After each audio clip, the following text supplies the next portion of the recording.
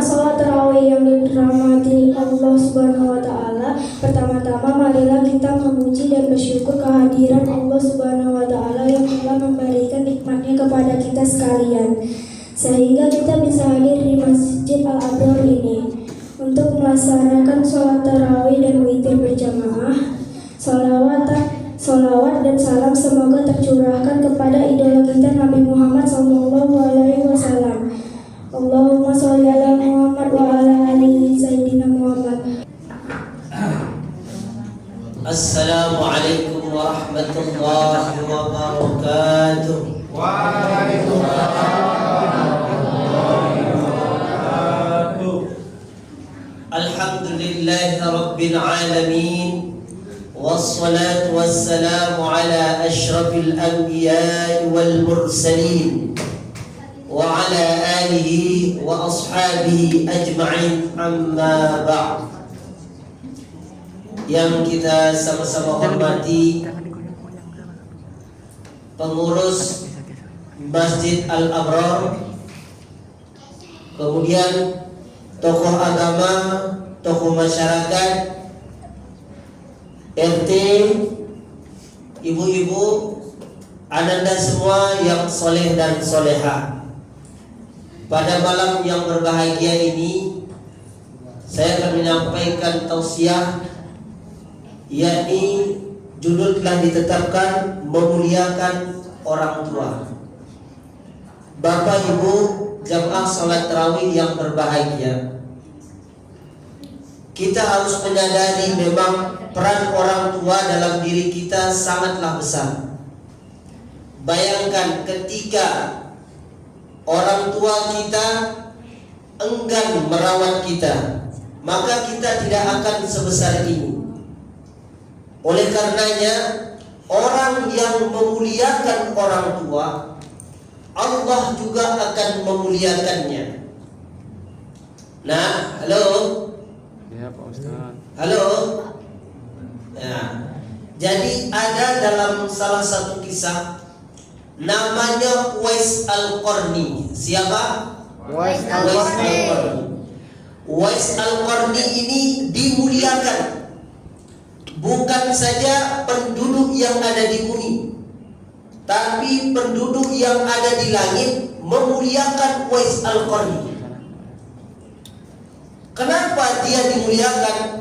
Ternyata dia adalah anak yang hormat kepada orang tuanya. Satu-satunya anak yang memberangkatkan orang tuanya haji dengan cara digendong adalah Uwais Al-Qarni. Dari Yaman menuju ke Mekah itu digendong ibunya. Makanya dia dimuliakan oleh Allah Subhanahu wa Ta'ala. Sampai-sampai Umar bin Khattab ini adalah khalifah pengganti Nabi Muhammad. Dia adalah khalifah yang kedua, dan dia dijamin masuk surga. Tapi apa kata Nabi? Wahai Amirul Mukminin, saudaraku Umar bin Khattab, nanti kalau kamu berjumpa dengan yang namanya Uwais Al-Qarni, mintalah didoakan olehnya. Bayangkan, padahal Umar bin Khattab ini dijamin masuk surga, tapi kenapa Rasulullah katakan kepadanya, nanti kalau kamu berjumpa dengan Uwais Al-Qarni, minta didoakan. Betapa diagungkannya Uwais Al-Qarni ini. Uwais Al-Qarni ini dalam sejarahnya, dia itu orang yang sakit-sakitan, penyakit kulit, kemudian orangnya miskin lagi. Ibunya sudah tua, kemudian sakit, lumpuh, tapi dia selalu berbakti. Itu yang menyebabkannya dimuliakan oleh Allah Subhanahu wa Ta'ala. Bahkan orang-orang yang ada di sekitarnya di Yaman itu menganggap biasa karena dia adalah orang yang miskin. Tetapi karena dia hormat kepada ibunya, orang tuanya, Allah Subhanahu wa taala mengangkat derajatnya. Dan Uwais Al-Qarni ini bukan seorang nabi, tidak. Dia adalah orang biasa. Dia hidup zaman Nabi, tapi dia tidak berjumpa dengan Nabi. Jadi dia bukan disebut sahabat. Sahabat itu adalah ketika dia pernah berjumpa dengan Nabi. Nah, dia siapkan makanan, semua disiapkan sebelum dia meninggalkan ibunya, karena dia ingin berjumpa dengan Nabi Muhammad SAW. Begitu sampai di tempat Nabi, ternyata Nabi Muhammad tidak ada di rumah. Akhirnya dia buru-buru minta izin kembali lagi pulang. Kenapa? Dia tahu ibunya menunggu di rumah. Jadi luar biasa Uwais Al-Qarni, sehingga penduduk langit memuliakannya, mendoakan Uwais Al-Qarni. Bapak Ibu jamaah salat tarawih yang dimuliakan oleh Allah Subhanahu wa taala. Uwais Al-Qarni ini ketika dia memberangkatkan haji ibunya, sampai di Mekah sudah ada Ka'bah di depannya. Kemudian dia pun berdoa, padahal dia sudah memikul ibunya tuh berhari-hari. Sampai di depan Ka'bah dia berdoa. Apa yang ia doakan? Yang ia doakan adalah ibunya. Sampai ibunya yang ada di sampingnya bersedih, menitikkan air mata dan berkata, Uwais Al-Qarni anakku, kapan kamu peduli untuk dirimu? Kapan kamu mendoakan dirimu? Apa kata anak yang soleh ini? Wahai bunda, biarlah waktuku akan selalu ada untukmu. Aku akan mendoakanmu. Kalau ibu ridho, itulah yang menyebabkan Allah ridho kepadamu. Masya Allah, itu adalah anak yang soleh. Sehingga dalam riwayat dikatakan Uwais Al-Qarni ini, dia ketika meninggal, ketika wafat, tiba-tiba orang itu ramai di rumahnya. Zaman sekarang kalau disebut viral, ramai. Jadi orang itu berbondong-bondong datang. Ternyata menurut riwayat yang datang itu adalah para malaikat. Padahal dia bukan nabi. Dia ikut memandikannya, melapani, menguburkannya, menyolatkannya, luar biasa. Barulah orang-orang yang ada di sekitar rumahnya itu menyadari bahwa dia ini dimuliakan karena dia hormat kepada orang tuanya.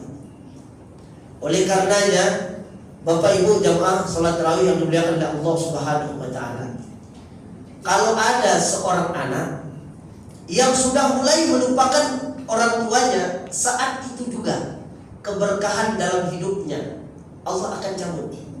Kenapa? Karena dia sudah mulai lalai terhadap orang tuanya.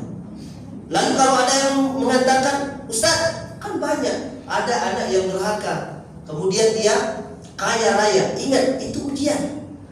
Tak lama lagi Allah akan hancurkan dia. Kenapa? Karena dia telah lalai kepada kedua orang tuanya. Sampai kapanpun kalau ada seorang anak selalu ingat hormat kepada orang tuanya, sampai kapanpun juga dia akan tetap mendapatkan keberkahan. Karena itu adalah balasan dari Allah terhadap anak yang berbakti kepada orang tuanya. Dan ingat, momen yang kita rasakan saat ini, misal ada seorang anak yang lalai terhadap orang tuanya, malas, tidak penurut. Zaman itu Allah akan kembalikan nanti, Allah akan putar. Suatu saat nanti ketika anak itu jadi orang tua dan dia punya anak, dia akan rasakan hal yang sama. Bahwa di saat orang tuanya butuh, dia pun bahasa sininya selambung, cuek. Maka anaknya pun demikian, nanti Allah akan perlihatkan. Dan dia baru akan menyadari, ternyata saat ini, zaman ini, suasana ini dulu aku pernah merasakannya. Kenapa? Karena Allah akan mengingatkan bahwa ia pernah memperlakukan orang tuanya seperti itu. Bapak Ibu yang dimuliakan oleh Allah Subhanahu wa taala, orang tua kita tidak pernah mengatakan, sini harta sebagai pengganti bahwa aku merawatmu. Tidak. Tapi dengan kita datang ke tempatnya, ke rumahnya, itu kebanggaan yang luar biasa. Bahkan dia bersyukur.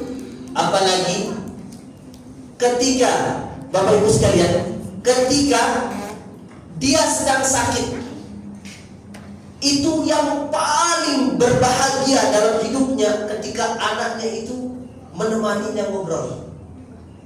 Seakan-akan kebahagiaan yang dulu pernah ia rasakan ketika dia mempunyai anak itu hadir kembali. Diajak ngobrol, walaupun rasa sakit itu menyiksa dirinya, tapi itu kebanggaan yang luar biasa bagi orang tua. Nah, yang paling berbahayanya ketika saat itu datang, anaknya ini selalu punya alasan, sibuklah, kami ada acara lah, dan lain sebagainya. Masya Allah, inilah yang membuat hati orang tua itu hancur, pilu. Kenapa? Di saat itu dia ingin mengajak ngobrol anaknya, tapi dia ternyata merasa sedih bahwa anaknya itu tidak mau mendampinginya. Bapak Ibu yang dimuliakan oleh Allah Subhanahu wa ta'ala. Kemudian bagaimana ketika kita sudah berjaya, sudah punya pangkat, jabatan, kaya raya, jadi orang hebat lah. Jadi orang hebat. Tiba-tiba kita katakan kepada orang tua, saya ini orang yang punya jabatan, uang melimpah dan lain sebagainya. Orang tua kita sedikit pun tidak akan bangga, tidak. Yang paling dia bangga adalah ketika ia mau berkomunikasi dengan kita, datang terus ke tempat dia. Itu yang membuat dia bangga. Jadi kalau kita sebagai anaknya, kalau kita punya jabatan, tepikan dulu jabatan kita, pangkat kita, tepikan dulu. Karena orang tua kita akan melihat kita bahwa kita ini anak kecil yang dulu dia rawat. Itu yang dia lihat. Walaupun kita itu sehebat apapun, di depan orang tua kita merendah. Itulah kebanggaan yang luar biasa. Nah, ketika itu barulah kita berikan uang berapa, itu sangat berharga bagi dia. Ya, Masya Allah. Bahkan saya sangat terharu ketika ada seorang teman kita, dia itu sering komunikasi sama orang tuanya. Ketika dia mulai putus komunikasi dengan orang tua, saat itu terasa akan jauh, keberkahan itu sudah mulai akan hilang. Selalu ada problem, selalu ada masalah. Kenapa? Asbab dia lalai terhadap kedua orang tuanya. Makanya ketika orang tua disiksa sekalipun, berhenti penyiksaan itu. Orang tua kemudian bertanya, wahai malaikat, kenapa saya berhenti disiksa? Anakmu ingat kepadamu. Dia sedang mengaji, dia sedang berinfak, dia sedang menyambung hubungan baik antara temanmu dulu di dunia dengan dirinya. Dia menjaga persahabatannya.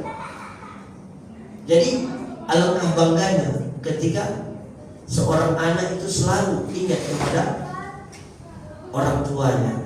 Bapak Ibu yang dimuliakan Allah Subhanahu wa ta'ala. Oleh karenanya kebalikannya, sayangilah anakmu. Seling elus kepalanya. Bacakan doa, Rabbi habli minas shalihin. Ini apa? Ada orang tua jarang mengelus kepala anaknya. Justru yang banyak mengelus kepala anaknya adalah orang lain. Bentuk kasih sayangnya akan melebihi kasih sayang orang tuanya ketimbang orang lain. Kebalikannya maksudnya, artinya tidak harus lebih. Orang tua itu porsinya menyayangi anaknya harus lebih. Jadi, tapi ketika dia melakukan kesalahan, tegur dia dengan kasih sayang. Bapak Ibu yang dimuliakan oleh Allah Subhanahu wa ta'ala. Jadi ingat doa kedua orang tua. Mari kita doakan sama-sama kedua orang tua kita. Rabbi firli wa liwalidayya warhamhuma kama rabbayani shaghira.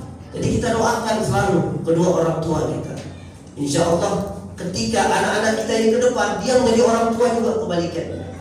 Nah, tentu penyiksaan yang luar biasa yang dia rasakan selaku orang tua ketika dia sudah mampu anaknya, dia titipkan kepada orang lain.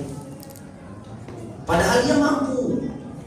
Berbeda dengan ketika dia ini sudah meninggal, dititip ke orang lain, itu tidak apa-apa. Walaupun dia miskin, tetap jaga orang tua, karena surga itu ada di situ. Keberkahan hidup itu ada di situ.